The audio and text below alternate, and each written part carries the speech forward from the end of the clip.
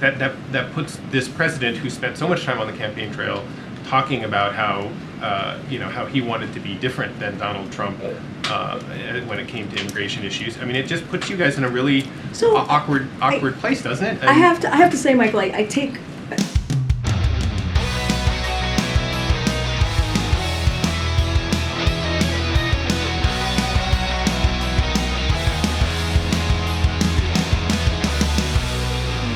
In our lead story of the day, we have a New York Times reporter, Michael Shear, sounding the alarm on the Biden administration during a White House press briefing on their handling of this immigration crisis at our southern border.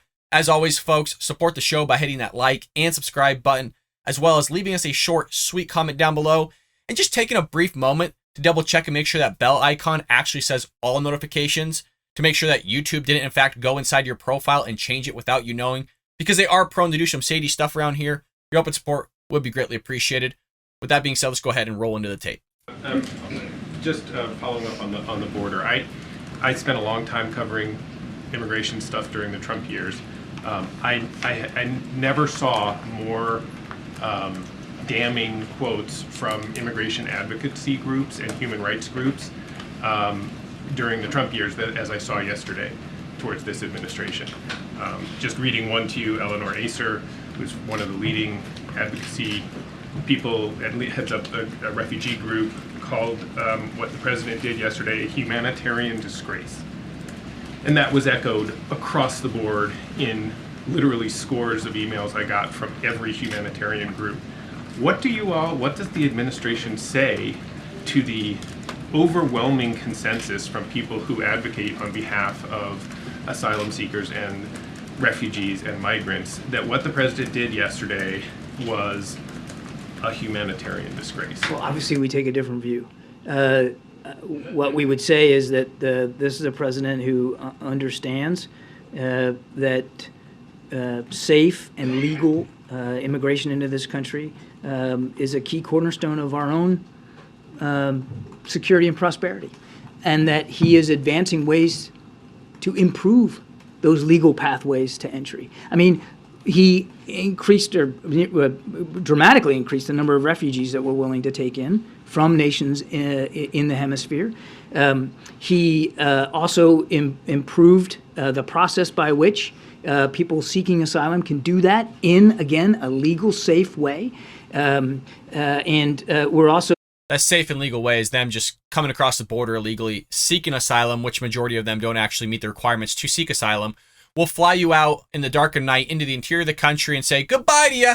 Hope you come back. There was a point in time where they were giving them cell phones, and then they were finding that all these cell phones being found inside the trash cans from these illegal immigrants who are never going to be traced or tracked back to meet their court dates or anything of the sort. But, hey, yeah, you're right. Joe Biden's there to be number one issue here since day one on immigration reform. He's doing everything he possibly can, folks, about this issue. It's unbelievable, the line that's coming from this administration. So obviously have to make sure that it's legal migration we're focused on, and that the illegal migration is curbed as best as we can through more stringent enforcement mechanisms. So it's a balance, and the president's trying to strike that balance. But he is, and I think you saw it in all the initiatives that were announced yesterday. I mean, there's striking that balance. You can't forget that we do, as a nation of immigrants, have an obligation to provide better tools and pathways for them to come in. I'll say this. On his first day in office, he put before Congress an immigration reform bill that has yet to be acted on. We are dealing with immigration laws and processes that are decades old, Michael, decades old. So the answer to the critics is, first of all, we obviously take a different view in terms of the president's priorities. And if you take a look at the package, you'll see that it is very humane in its structure. But we've got to have the help from members of Congress. And this is not something that he hasn't focused on. In fact, he has been focused on it since the very first day. Do you understand their points? Thank Thank you, Karine. John? It's amazing here, and we'll continue with Michael Shear in just one moment. It's amazing that he's going to kind of echo the same exact storyline that Karine Jean-Pierre does of since day one of Joe Biden taking office. He's been pushing this immigration reform, and they're waiting for Congress to act. All the while, and I've been saying this for 2 years, they've had 3 branches of government, you guys. They could have got this passed if they wanted to get it passed. They don't. They don't want to push this. They don't want to actually do what they say they're going to do because they can kick the buck to Congress, and now they can kick and blame it on the Republican Party for not pushing through this immigration reform. And then that gets passed down to, well, this whole thing that's happened for the last 2 years is Republicans' fault. Well, Michael Shear doesn't let up on this. So after he was done with John Kirby, he jumps over to Karine Jean-Pierre after she takes a podium, and he follows up here. Before he gets into the actual question, she kind of calls him out in a way of, well, I would like to go back to your original question that he was having with John Kirby that we just listened to. She says something here, and then he follows up right after. Let's go ahead and roll it. And so that's what we're going to continue to do. I do want to address something that was asked, that you, Michael, had asked about the lack of support that we have received. Look, I have, we've heard from mayors across the country as well who have supported the president's announcement yesterday. And so, for example, Mayor Todd Gloria, San Diego, California, the president's measures will help expedite legal pathways for orderly migration and increase funding to nonprofits doing life-saving work in our communities. That matters. Mayor of San Antonio, Texas, in lieu, and this is Texas, in lieu of much-needed congressional policy, as I've stated, which is so important, and he tweeted this, the president new action humanely addresses the influx of asylum seekers entering the U.S. Eric Adams, as Mayor Adams, who has been critical, right, of us, said it's an important positive step. And so, and I have a few. I love how she goes, well, he's been critical of us. Mayor Eric Adams is the mayor of New York City, a sanctuary, a right to shelter state, folks. Don't be fooled here by this whole messaging of like, well, he's been critical on us. Well, he's been critical on what's taking place because finally you have Doug Ducey and Governor Greg Abbott of Arizona and Texas busing thousands of migrants to his sanctuary city. And now he's actually feeling the impact of it. And so now he's calling on federal government to give him $1 billion.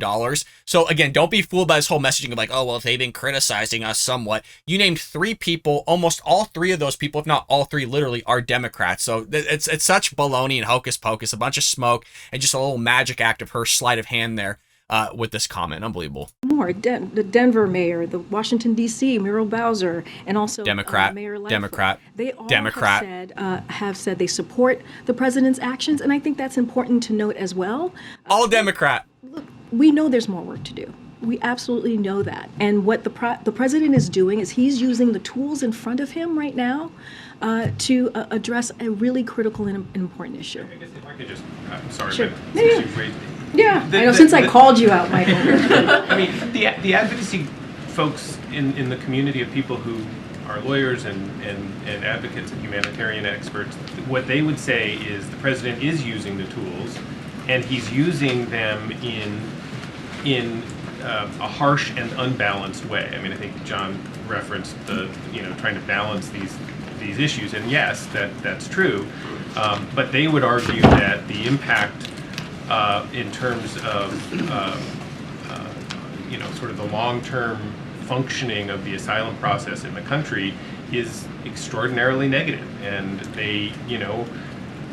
lawsuits are going to be filed in the same way that lawsuits were filed against the Trump administration over and over and over again about their immigration policies, but this time it'll be against you guys, and I guess I just that puts this president who spent so much time on the campaign trail talking about how he wanted to be different than Donald Trump when it came to immigration issues. I mean, it just puts you guys in a really awkward place, doesn't it? I have to say, Michael, I understand what you're saying, but I do take I do take issue with comparing us to Donald Trump, who, no, I know you are the messenger and you are giving me the information. I am responding to what you just said, which is you're talking about an administration who had a policy, right, that tore babies away from their moms, from their parents, from their families. That was the the last administration, that president's philosophy or policies, and that's what they did. And this is not this president. And just want to list out a couple of things what this administration has done. It's increased work visas, including You gotta love, again, the cherry picking here from this administration, and I promise we'll continue in just one moment, is the most I've ever seen from an American president, at least in my lifetime. For example, I'll give you two examples just right off the bat, right off the top of my head. The first one being inflation. They always start at a certain point in time of utilizing a number from inflation. They'll go back just 1 year. They don't want to go back the year prior to when Joe Biden first took office of how he increased inflation. They'll kind of start at one point in time. It's not Joe Biden's fault. It's somebody else's fault. It's China, it's Iran, it's Ukraine, it's Putin, it's whoever and anybody else. In the same way, they do the same exact thing with gas prices. They'll not start when Joe Biden took office. They'll start on February 24th, right when Putin invaded Ukraine, on showing that there was an increase in gas prices just a year ago and how they brought those gas prices down after they got done increasing them. But they don't want to ever have a discussion of how those prices increased in the first place from when Joe Biden took office and the messaging that his campaign had of wanting to remove the fossil fuel industry altogether. So again, sleight of hand here. The same thing that she's been doing since day one, lying to all of us, and we're not going to have it here on the Bald Brad channel, folks. Again, support us by hitting that like and subscribe button. Share our content with your friends and family, because we're going to get the real truth out there to everybody, the real conservative ideas that people need to hear. Let's go ahead and continue. H-2A and H-2B visas for Central America and Haiti. It restarted the Central American Minors Program, expanded parolee programs for Venezuela, Nicaragua, Cuba, and Haiti, as we've been talking about these past few minutes, expanded refugee admissions in the Western Hemisphere, significantly expanded TPS for Venezuela, Haiti, Nicaragua, and many more. And created reunification parolee programs for families from Haiti and Cuba. These are the things that the president is trying to do to make sure we are doing this in a humane way. Now, is there work to do? Is this just one step? Yes. And we are going to continue to work with Congress to make sure that we are truly fixing this problem. I'm going to continue to go around. Go ahead. This messaging, folks, is just, it's on another level. And I love how, we'll do humanitarian. We're kind of, we're the nice guys here. Don't relate us to the Trump administration in any way, shape, or form, because they're just going to lose. And of course, they're going to disagree with everybody, right? You saw John Kirby saying that, well, I just disagree with what you're saying. We don't see it that way. How is it every time the American people see something in reality, they look at their viewpoint as actually being the reality rather than everybody else, and they're going to deal with the reality, the makeshift reality, the mythos that they've created themselves to push a certain agenda against everybody else that's living in the actual reality. I mean, you guys, you got to admit, it is freaking head spinning here. And then she's going to follow up and do the exact same thing that John Kirby did when she gets called out by a guy that's on her side of newspaper that actually rubs the shoulders of basically Joe Biden each and every day here about, hey, look, I'm getting a lot of emails about humanitarian people, the organizations there saying you're handling this terribly compared to the Trump administration. Basically, in a nutshell, saying, look, Trump administration actually handled things a lot better in a more humanitarian way than what you guys are actually doing at the southern border. What you're doing is despicable. It's terrible. You got sex trafficking, child sex trafficking. You got human trafficking. I mean, you got trafficking galore going on, and Joe Biden's all for it. Joe Biden absolutely loves it. I hope you enjoyed that clip from the Bald Brad Show. If you did, make sure to hit that subscribe button so you can stay up to date on all our future content.